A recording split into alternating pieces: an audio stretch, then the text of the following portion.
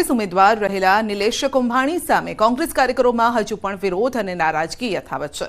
નિલેશ કુંભાણીના વિરોધ દર્શાવતા બેનર અલગ અલગ વિસ્તારમાં લગાવાયા છે। મોડી રાત્રે કોંગ્રેસના કાર્યકર્તાઓએ અલગ અલગ જગ્યા પર બેનર પોસ્ટર લગાવ્યા। નિલેશ કુંભાણી અને કોંગ્રેસના ડમી ઉમેદવાર સુરેશ પડસાલાના બેનર લાગ્યા। બેનરમાં નિલેશ કુંભાણી સુરેશ પડસાલાના ફોટો સાથે લખાયું કે ठग ऑफ सूरत। જેવી પ્રાથમિક સુવિધાઓ ગામમાં ઉપલબ્ધ ન હોવાના કારણે ગ્રામજનો પરેશાન છે। તેમણે સરપંચ અને ધારાસભ્ય પર ગામને વિકાસથી વંચિત રાખવાનો આરોપ લગાવ્યો છે। ચૂંટણી વખતે વિકાસના વાયદા કરાયા, પરંતુ ત્યારબાદ પૂરા ન कराता ગ્રામજનોએ ચૂંટણી બહિષ્કારનો નિર્ણય લીધો છે। જો મતદાન પહેલા બાહેધરી ન અપાય તો મતદાન નહીં કરીને ચીમકી ગ્રામજનોએ ઉચ્ચારી છે।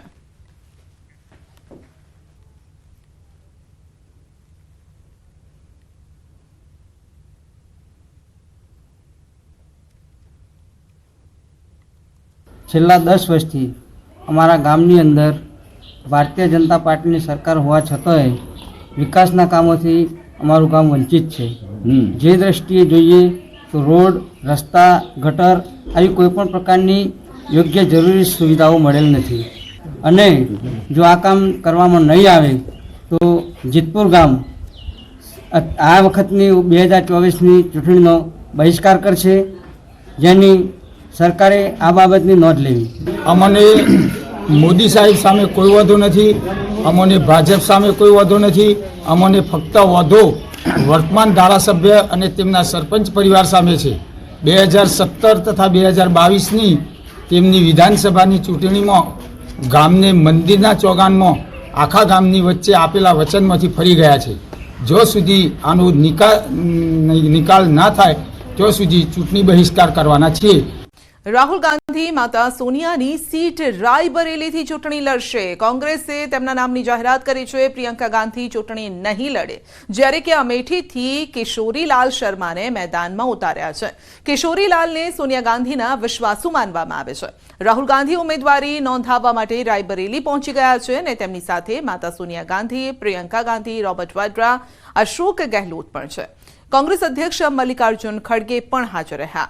भाजपे योगी सरकारना मंत्री दिनेश प्रताप सिंह ने रायबरेली थी टिकट आपी है, ज्यारे के स्मृति ईरानी अमेठी थी चूंटणी लड़ी रह्या छे।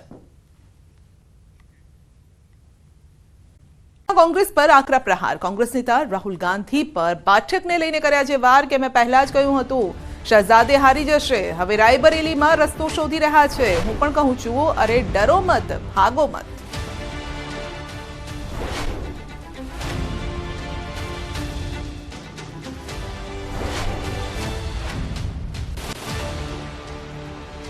किसी भी इतना इतने डर गए वहां से भागकर अब रायबरेली में खोज रहे हैं रास्ता।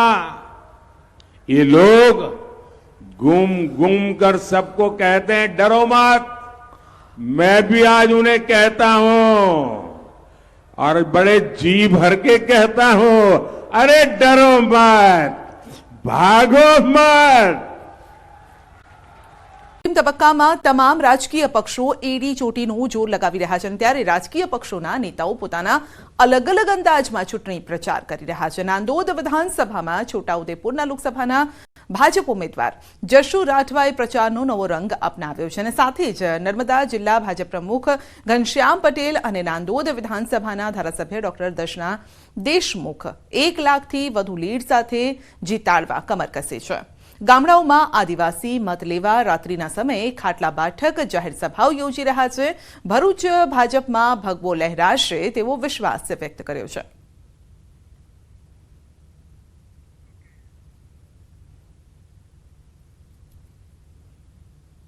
સમયમાં ગરમી ઓછી છે એટલે ખાટલા બેઠકો શરૂ કરી છે। મહોલ્લે મહોલ્લે ફરીએ જઈને મારા કાર્યકર્તાઓને અમે બધા જ રાત્રિ પ્રચારનો प्लानिंग અને આયોજન કર્યું છે। 1 લાખ કરતાં પણ વધારે મતોથી નાંદોદ વિધાનસભા પણ જીતવાના છે અને ડેડિયાપાડા વિધાનસભા પણ અમે જીતવાના છે। मतदान प्रचारना 3 दिवस बाकी है, तो भारतीय जनता पार्टी तमाम कार्यकर्ताओं डोर टू डोर जईने आदरणीय नरेन्द्र भाई माटे, भारतीय जनता पार्टी माटे अने દેશના વિકાસ માટે મત માગી રહ્યા છે.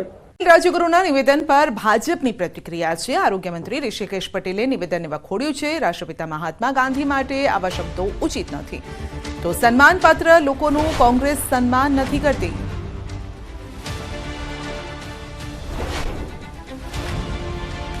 હવે અમને શું કહેવું, સરદાર પટેલ, બાબા સાહેબ આંબેડકર, આ બધા વ્યક્તિત્વ કે જેને દેશને એક કર્યો, જેને બંધારણ અને બંધારણ થકી આ દેશને લોકશાહીમાં અમૂલ્ય પ્રદાન જેમનું છે, એમને કોઈ દિવસ યાદ નહોતા કર્યા, એમનું સન્માન નહોતું કર્યું, પરંતુ ભારતીય જનતા પાર્ટીના મનમાં પડ્યું છે.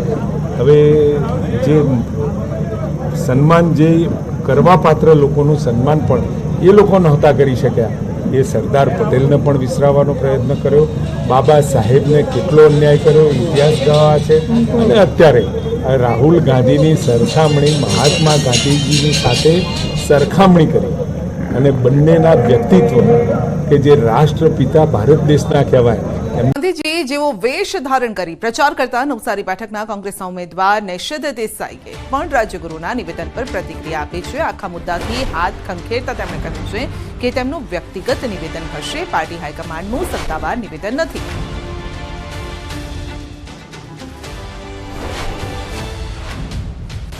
એમણે રાહુલ ગાંધીની નિખાલસતાની આ પ્રશંસા કરી એ ખરેખર સાચી વાત છે, બહુ આવકાર્ય છે. પણ હવે મહાત્મા ગાંધી બાબતે આપ એમને જ વ્યક્તિગત પૂછો, મેં એ વાત સાંભળી નથી. જો મેં સાંભળી હોય તો હું જરૂર કહું કે સહેજ આપની ગેરસમજ થઈ છે, અથવા તો આપનાથી અકસ્માતથી બોલાયું હશે કે ગેરસમજમાં કે અકસ્માતમાં કહેવાયું હશે. હું એમનું સ્ટેટમેન્ટને સ્વીકારતો નથી, માનતો નથી. એ એમનું વ્યક્તિગત સ્ટેટમેન્ટ હશે, એ પાર્ટી હાઈકમાન્ડનું સત્તાવાર સ્ટેટમેન્ટ નથી, એટલે એની પર બહુ કોમેન્ટ ન થાય.